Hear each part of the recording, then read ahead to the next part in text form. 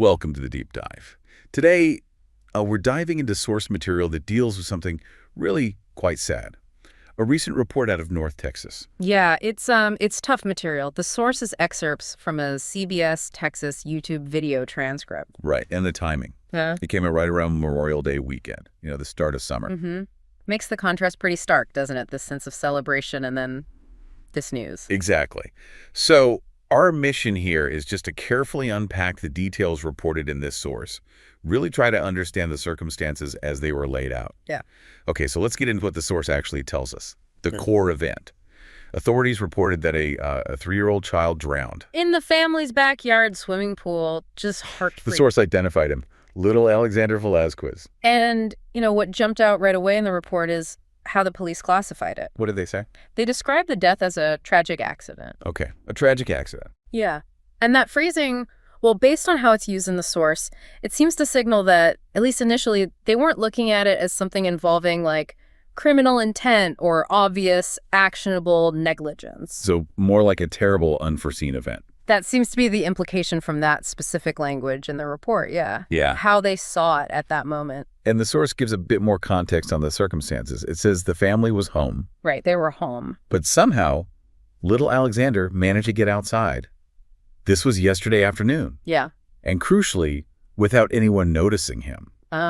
And that's how he got into the water. That detail right there, without anyone noticing him, well, it's absolutely central to the story the source presents. Sounds like. Because it just paints such a clear picture of how fast things like this can happen, those tiny moments. The difficulty of having eyes on a small child literally every single second. Right. It kind of underscores why the authorities might use that term accident, as reported. It tells the story of something happening very quickly, very suddenly, unexpectedly. And I guess that leads into the next point from the source. Police apparently told CBS they don't expect to file any charges here. Which, yeah, that tracks with the tragic accident classification you mentioned. It suggests their findings didn't point towards something criminal. The source also threw in a statistic. Did you catch that? Oh, yeah. Something about drowning incidents. Yeah, they're actually down in the area. More than 40% compared to the same time last year. Which is, good news overall, I suppose. It gives some wider context, maybe points to safety efforts working generally. Maybe. But it doesn't really change the awful reality of this specific event, does it? The source keeps the focus tightly on Alexander's story. True. It's like a reminder, isn't it? Even if general trends are improving, for an individual family, the risk is still there and the outcome can be just devastating. That potential is always present. So thinking about those specific reported details, the police calling it a tragic accident, that phrase, without anyone noticing him, how does focusing on how the source reports this help you, the listener, really grasp the speed, the suddenness of these tragedies? Yeah. Is there anything about the way the source presented it that particularly stands out to you?